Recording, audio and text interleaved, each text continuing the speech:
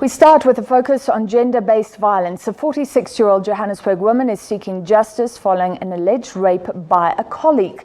She also has a secondary fight with her employer, Study Trust, which she says failed to protect her.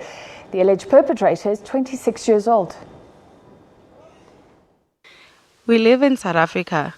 We know gender-based violence and sexual attacks on women happen on a daily basis.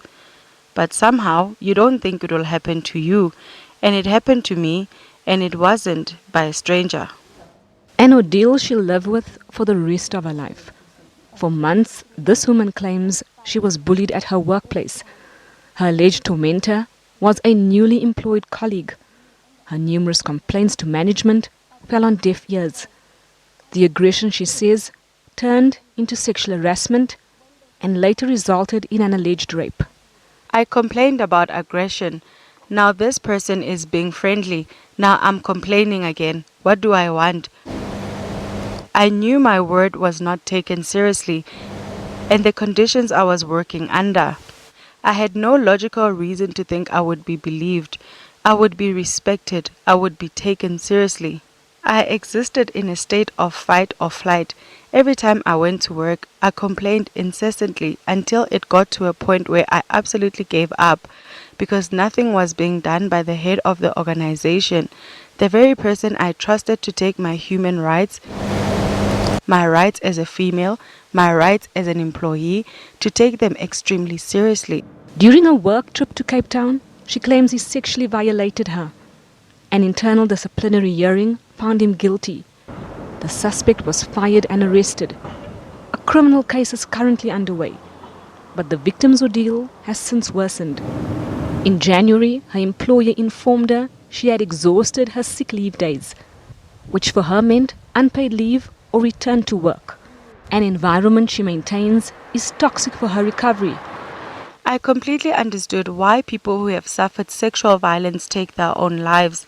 I understood how hard it is to come back to who you are because you don't know who you are anymore.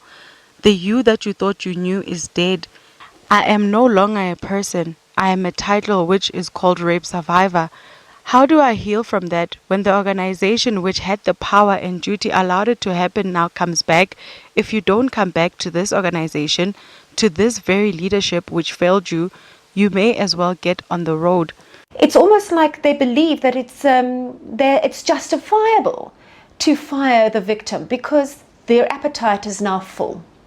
They're not prepared to assist her any longer, even though it is their psychologists, their psychiatrists who have said she cannot go back to work under these circumstances. You won't step down. You won't take accountability for the facilitation of this rape. In an email, her employer, Study Trust, insists it took her complaint seriously and assisted her. Meanwhile, it recently amended its sexual harassment policy. But for this rape survivor, it's come too late. Gillian Pillay, SABC News, Johannesburg. All right, and Gillian Pillay joins us in studio. Thank you, Gillian. We know that this is happening every day. I guess, is this a reminder that it's not just statistics? This can turn an individual's life upside down. I think this particular incident really highlights the prevalence of bullying, two, sexual harassment, and the degree to which it can be meted out and how far it can go if not nipped in the bud.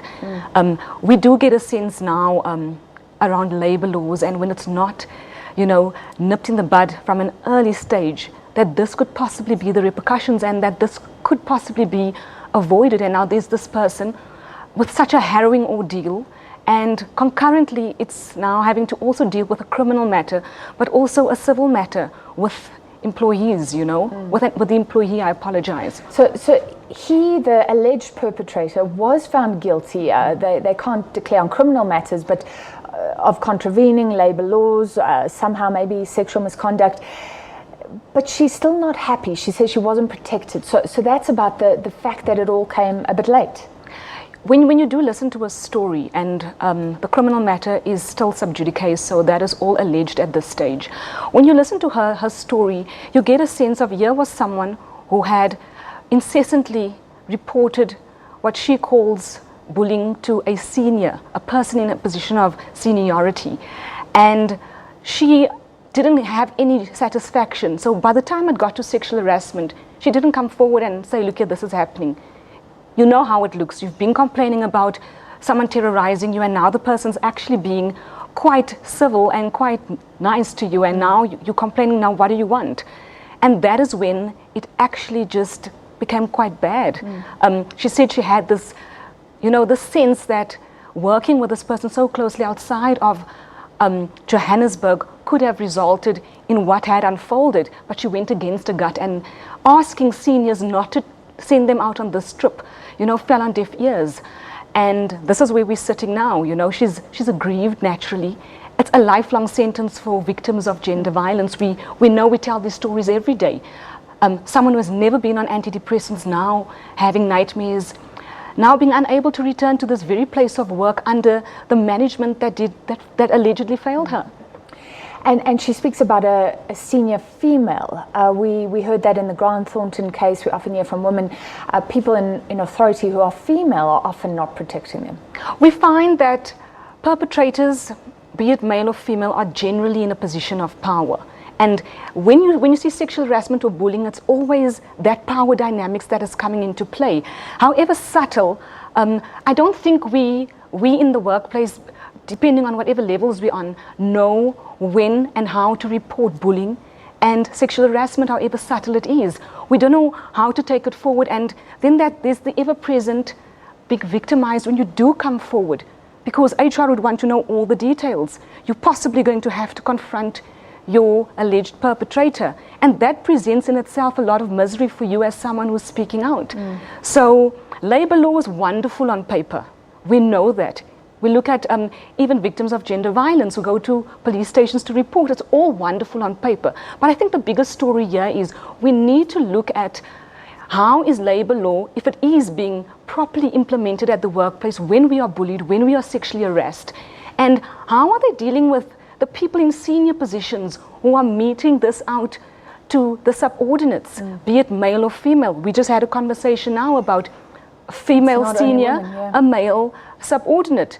And people laugh at a man when he comes forward and says, I'm being sexually harassed. And it's very real. And it becomes a nightmare for that person. And I don't think we have enough, people in the workplace aren't equipped enough to know how to take it forward and how to deal with it within the workplace. Well, are there lessons here for organizations, many who don't want to harbor sexual harassers, but they're thinking, how do we stop this sort of thing from happening? I think employees, number one, need to educate themselves. We need to speak out on bullying, no matter the repercussions. We know about the parliamentary official who shot himself last year, and there we also understand that is alleged bullying by a male senior. That obviously is still under investigation. So I think employees need to empower themselves on labor law, what to do when they are bullied, and what is sexual harassment. However subtle it is, when can I take that step against a senior? And how will I be protected if I do come forward? And I think companies, big companies, if I have to use the SABC as an example, we need to look at, do we implement labor law sufficiently to protect employees who are in subordinate positions to that of seniority? And how are these things being implemented practically on the ground for employees that might feel aggrieved? All right, so a criminal case here. You'll obviously stay on that one for us. Thank you very much, Gillian Pillay, SABC reporter.